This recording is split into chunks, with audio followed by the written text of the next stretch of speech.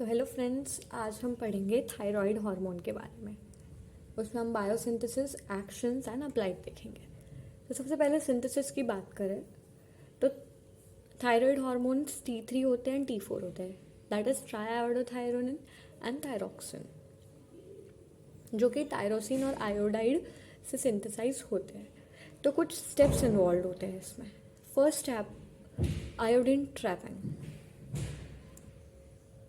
इसमें क्या होता है, जो भी थायराइड ग्लैंड है वो आयोडाइड का अपटेक करेगा, जो केमिकल और इलेक्ट्रिकल ग्रेडियंट के अगेंस्ट होता है, मतलब उसमें एनर्जी रिक्वायर्ड होगी in the form of ATP. तो ये दो तरीके से होता है, by iodide pump and by sodium iodide symporter NIS। तो एनर्जी लगती है इसमें, और ये ATPase dependent sodium potassium pump से रिलेटेड है। और TSH यानी जो हमारा थायराइड स्टिमुलेटिंग हार्मोन है वो आयोडाइड अपटेक को कंट्रोल करता है। तो जो एंटी थायराइड एजेंट्स है जैसे कि थायोसाइनेट एंड परक्लोरेट, ये जो होते हैं वो आयोडाइड ट्रांसपोर्ट को इनहिबिट करेंगे। तो आयोडीन ट्रैपिंग हो गई यहाँ पे by sodium iodide symporter and iodide pump. The next step is synthesis and secretion of thyroglobulin. तो जो RER होते हैं हमारे, rough endoplasmic reticulum, thyroid epithelial cells के, वो पेप्टाइड यूनिट्स की तरह एक्ट करते हैं, जो कि अपाइकल प्लाज्मा मेम्ब्रेन पे जाएंगे और रिलीज होंगे इनटू ल्यूमेन ऑफ फॉलिकल।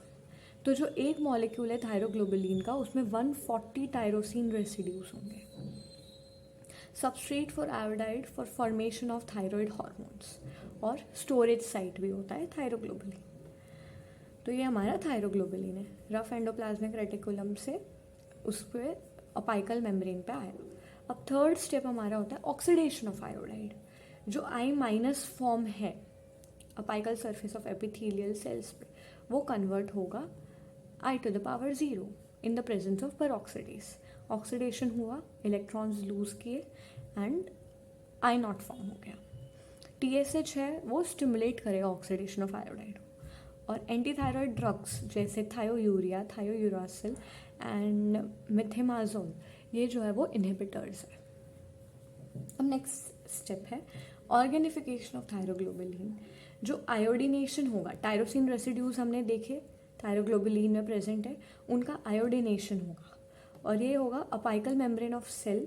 जैसे ही थायरोग्लोबुलिन मॉलिक्यूल रिलीज होता है बाय एक्सोसाइटोसिस, और इसमें एंजाइम रिक्वायर्ड होता है थायराइड पेरोक्सिडेज। तो जो टायरोसिन है थायरोग्लोबुलिन का, वो सबसे पहले आयोडाइज होगा पोजीशन 3 पे, और वो क्या बनाएगा, मोनोआयोडोथायरोनिन MIT, और पोजीशन 5 पे बनाएगा डाईआयोडोथायरोनिन। फिर कपलिंग रिएक्शंस हो गए, जब एक MIT एक DIT के साथ कंबाइन होगा तो ट्राईआयोडोथायरोनिन बनेगा, दैट इज T3। और जब एक DIT दूसरे DIT से कंबाइन होगा तो बनेगा थायरोक्सिन T4। एंड ये रिएक्शंस होते हैं in the presence of enzyme peroxidase. अब स्टोरेज की बात करें तो इनका स्टोरेज होगा ल्यूमेन ऑफ फॉलिकल में इन the form of colloid. This is an important term, colloid, for several months. तो ये हम डायग्रामेटिकली देख सकते हैं जो हमने स्टेप वाइज देखा। Iodine trapping, synthesis and secretion of thyroglobulin, oxidation of iodide, organification of thyroglobulin, coupling reactions and storage. उसके बाद क्या होगा, एपिथेलियल सेल्स जो है एंडोसाइटोसिस के थ्रू कोलॉइड का अपटेक करेंगे, कोलॉइड वेसिकल फॉर्मेशन होगा, T3 T4 रिलीज होगा आफ्टर प्रोटियोलाइसिस, और T3 T4 कैपिलरीज में डिफ्यूज हो जाएंगे। So this was all about biosynthesis and storage of thyroid hormones. अब नेक्स्ट हम बात करें एक्शंस ऑफ थायराइड हार्मोन्स के। तो सबसे पहले जब ग्रोथ एंड टिश्यू डेवलपमेंट की बात करें तो डायरेक्टली वो प्रोटीन सिंथेसिस इंक्रीज करेंगे, एंजाइम इंक्रीज करेंगे, and indirectly growth hormone and somatomedins का इंक्रीज प्रोडक्शन करेंगे। फिर टिश्यू डिफ्रेंसिएशन, मैचुरेशन T4 का काम है, और नर्वस टिश्यू का डेवलपमेंट T3 का काम है। फिर मेटाबॉलिक रेट की बात करें तो वो इंक्रीज कर देता है हमारा BMR। अब मेटाबॉलिज्म की बात करें तो कार्बोहाइड्रेट मेटाबॉलिज्म, तो हमारे GIT से ग्लूकोज अब्जॉर्प्शन को वो इंक्रीज कर देगा। फैट मेटाबॉलिज्म की बात करें तो फैट का मोबिलाइजेशन करवाएगा एडिपोज टिश्यू से, जिससे फैटी एसिड्स का लेवल इंक्रीज होगा और इंक्रीज ऑक्सीडेशन होगा फ्री फैटी एसिड्स का बाय सेल्स, और कोलेस्ट्रॉल, फॉस्फोलिपिड्स, ट्राइग्लिसराइड, ये सब की क्वांटिटी कम हो जाएगी और प्लाज्मा कोलेस्ट्रॉल लेवल डिक्रीज हो जाएगा क्योंकि बाइल में उसका इंक्रीज्ड एक्सक्रीशन होगा। अब प्रोटीन मेटाबॉलिज्म की बात करें तो प्रोटीन थायराइड हार्मोन जो है वो एनाबॉलिक हार्मोन है फिजियोलॉजिकल कॉन्सेंट्रेशन में, तो वो प्रोटीन सिंथेसिस, आरएनए सिंथेसिस को बढ़ाएगा, पॉजिटिव नाइट्रोजन बैलेंस करवाएगा, पर हाई कॉन्सेंट्रेशन में है तो उसका कैटाबॉलिक इफेक्ट हो जाएगा, तो वो नेगेटिव नाइट्रोजन बैलेंस करवाएगा। नेक्स्ट है metabolic effects to other hormones. तो स्टिमुलेटरी इफेक्ट होता है उसका epinephrine, nor epinephrine, glucagon, cortisol and growth hormone पे, on gluconeogenesis, lipolysis, ketogenesis and proteolysis. अब विटामिन मेटाबॉलिज्म की बात करें तो इंक्रीज क्वांटिटी ऑफ एंजाइम्स होती है and effect on water and electrolyte balance. अब रेस्पिरेटरी इफेक्ट्स की बात करें तो वो स्टिमुलेट करेगा oxygen utilization by following effects: increase in resting respiratory rate, minute ventilation and ventilatory response to hypercapnia and hypoxia, carbon dioxide की increase concentration हो या ऑक्सीजन का लैक हो तो वो इंक्रीज कर देगा रेस्पिरेटरी रेट को, और ऑक्सीजन कैरिंग कैपेसिटी जो है ब्लड की वो भी इंक्रीज कर देगा by increasing RBC slightly. Cardiovascular effect की बात करें तो कार्डियक आउटपुट बढ़ा देगा, टेकिकार्डिया इंपॉर्टेंट फीचर है इसका। फिर force of cardiac contraction, it is increase by moderate increase in thyroid hormone. Cardiac inotropic effects via adrenergic stimulation. फिर कार्डियक आउटपुट इंक्रीज हो रहा है, ब्लड वॉल्यूम इंक्रीज हो रहा है, हार्ट रेट इंक्रीज हो रहा है और फोर्स ऑफ कॉन्ट्रैक्शन इंक्रीज हो रहा है, सो अल्टीमेटली हमारा कार्डियक आउटपुट इंक्रीज हो रहा है। ब्लड प्रेशर की बात करें तो सिस्टोलिक ब्लड प्रेशर इंक्रीज हो रहा है, डायस्टोलिक ब्लड प्रेशर डिक्रीज हो रहा है, but so pulse pressure increase होगा and mean arterial pressure unchange होगा, क्योंकि मीन आर्टेरियल प्रेशर क्या होता है, diastolic blood pressure plus 1/3 of pulse pressure.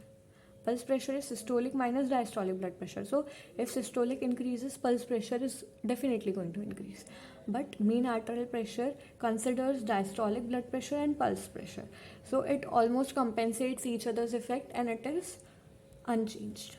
अब vasodilation की बात करें और increase blood flow to tissues, it is through direct and indirect methods.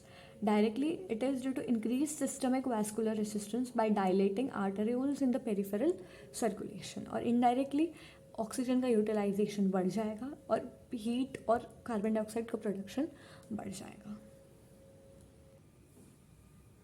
अब नर्वस सिस्टम की बात करें तो it helps in the development of nervous system और फंक्शनिंग की, wakefulness, alertness, responsiveness, auditory sense, awareness of hunger, memory, learning capacity, ये सबको stimulate करेगा, specially T4, normal emotional tone, increase speed and amplitude of peripheral nerve reflexes. फिर effects on GIT की बात करें तो एपेटाइट को और फूड इनटेक को इंक्रीज कर देगा और इंक्रीज करेगा rate of secretion of digestive juices, और मोटिलिटी ऑफ GIT को भी इंक्रीज करेगा। बट अगर एक्सेस में प्रेजेंट है तो डायरिया हो सकता है। फिर रिप्रोडक्टिव सिस्टम पे इफेक्ट्स की बात करें तो मेल्स में अगर थायराइड हार्मोन की कमी है तो लॉस ऑफ लिबिडो, और अगर एक्सेस है तो इम्पोर्टेंस होगा, और फीमेल्स में बात करें तो lack will lead to menorrhagia, polymenorrhagia and irregular periods और even amenorrhoea. Other endocrine glands की बात करें तो पिट्यूटरी ग्रोथ हार्मोन इंक्रीज करवाएगा, प्रोलैक्टिन डिक्रीज कराएगा, एड्रेनोकॉर्टिकल सिक्रीशन ऑफ कॉर्टिसोल और मेटाबॉलिक क्लियरेंस स्टिमुलेट करेगा, ईस्ट्रोजन एंड्रोजन रेशियो मेल्स में इंक्रीज करेगा, parathyroid hormone and vitamin D को डिक्रीज करेगा, और किडनीज पे इस पे क्या इफेक्ट होगा कि renal plasma flow, GFR, tubular transport maximum, ये सबको इंक्रीज करेगा। अप्लाइड की बात करें तो हम दो में क्लासिफाई करेंगे, hyperthyroidism is increase concentration of thyroid hormone and hypothyroidism is decrease concentration of thyroid hormone. तो हाइपरथायरॉयडिज्म में दो डिजीज होती है, Graves disease and toxic nodular goitre, और हाइपो में क्रेटिनिज्म इन्फेंट्स में होगा और अडल्ट में मिक्सडीमा होगा। एंड इसमें प्राइमरी एंड सेकेंडरी पे भी हम डिवाइड करते हैं। प्राइमरी जो होता है वो थायराइड ग्लैंड की फंक्शनिंग में कोई डिफेक्ट है उस वजह से होगा, और सेकेंडरी जो होता है हाइपोथायरॉयडिज्म वो या तो पिट्यूटरी या तो हाइपोथैलेमस में कोई प्रॉब्लम के वजह से होता है। So this was about thyroid hormones. Hope you like this video.